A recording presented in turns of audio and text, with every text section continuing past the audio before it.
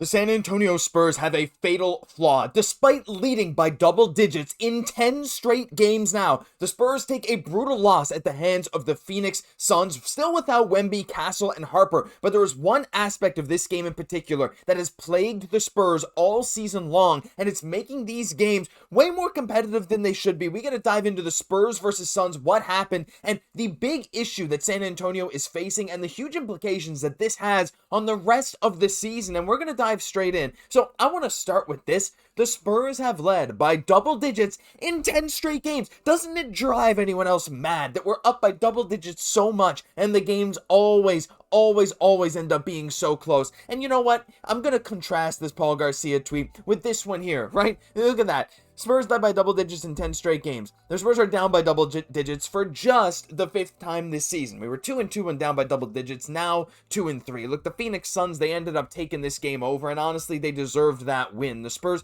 could not keep up with them, but what is the big problem? Maybe you'll be able to see it through some of these screenshots here, and I'll tell you in just a few minutes if you haven't figured it out already. But look, 111 to 102, I'm going to be honest, right? In games without Wemby, let's show all these, right? There we go, this button. With games without Wemby, without Dylan Harper. By the way, these sweaters, as always, link in the description, 10% off all orders of any of this merch, which you can't find at the Spurs store.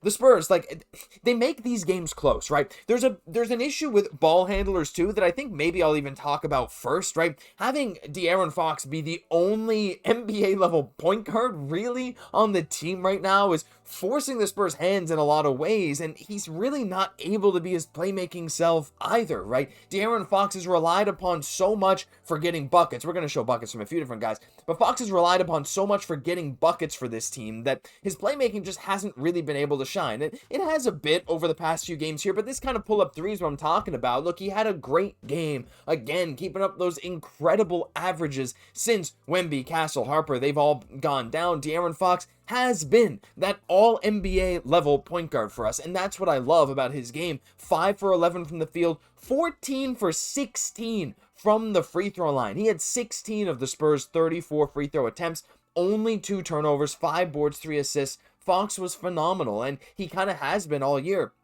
And when he was given the ball late in the game to create these opportunities, it felt like he really was the only one that could get it going. Devin Vassell forcing tough shot after tough shot. Champagnie just not able to get anything going. 3 for 14 on the night, though he did notch a double-double. Credit to him. Harrison Barnes, Mr. 100%, only took 2 threes, and he missed both. The Phoenix Suns under head coach Ott have been really, really good at playing hounding defense. Big shout out to Dylan Brooks. As much as I dislike watching him, and I'm sure a lot of you guys do too, he frustrated the Spurs, especially Devin Vassell and Julian Champagnie, and kept them off their game. But one of these big issues that I'm talking about is the Spurs point guard spot. And look, Dylan Harper has been working out. His calf injury is healing. He's not in the walking boot anymore. We're expecting him to be back within the next couple of weeks. That's going to be great. Victor Wembanyama, while not on this road trip where we're going to go into Portland and Denver for the NBA Cup, he's going to be back soon. Stephon Castle, we're not really sure, could be back within a week. So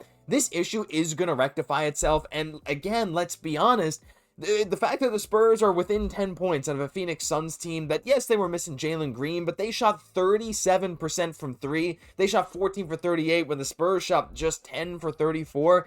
The fact that we stayed in this game was incredible, but a big one here is the total turnovers. 19 to 6. The Spurs had 19 turnovers. The Suns had 6, and they had 5 until Devin Booker made a weird turnover in the last 20 seconds of this game.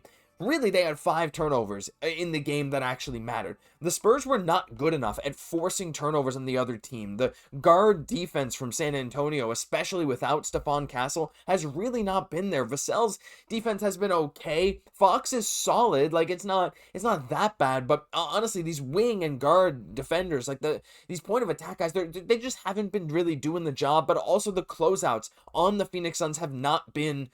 Tonight they weren't elite, and it's been a problem again for the Spurs over the last number of games guarding the three-point line. I mean, look at the Warriors. They turned into the 2016 Warriors when they played us, and then the games before and after, Steph is getting 10 points, but he dropped back-to-back 40 bombs against San Antonio. So the three-point shot is a problem, but The big thing here that I did want to get into as we take a look here at all of the guys' stats. Look, some good games from a lot of people. Shout out Spurs Muse. Fox again, 26. Vassell did have 17.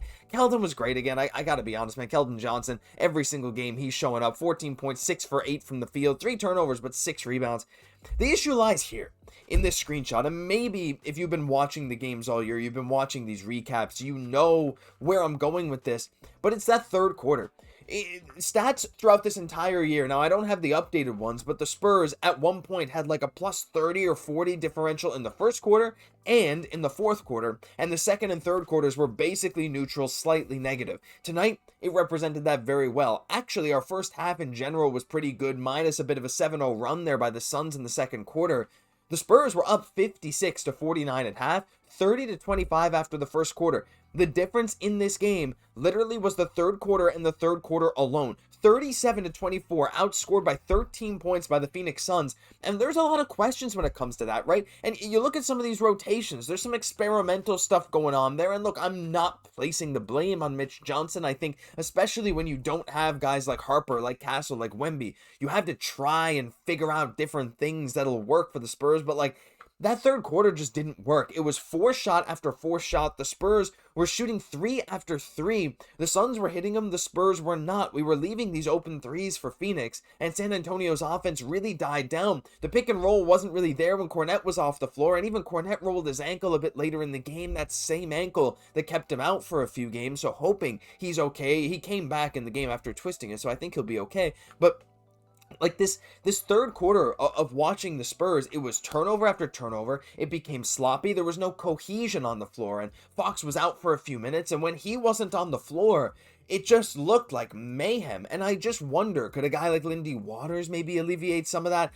I wonder, right? David Jones-Garcia, as great as he was last game, having that David Jones-Garcia legacy game that I talked about, tonight he just couldn't get it going. He had a couple of great looks. He couldn't capitalize. So right now, the ball handling is kind of, that third quarter, whoa, the voice is cracking because I'm just so passionate about this. It happens every video. Am I 14? I don't know. I don't think I look 14. I think, anyway, look, these Spurs are aging me regardless. Like, they're not making me any younger. These third quarters especially, right? The ball handlers, I think, the ball handling issue does play a bit of a role in it, but hasn't for the full season, right? Look, we were missing Fox for a while, then missing Harper. We haven't had all three healthy at the same time yet, so that is going to be an interesting experiment when it happens to see if that can kind of help that third quarter, kind of just go with whoever's hot and always have at least one of those guys on the floor. So much easier with 3 guys than 2. Like, even if it's just Fox and Castle, they can do it, but if they both start, having Harper as that other option is going to be important.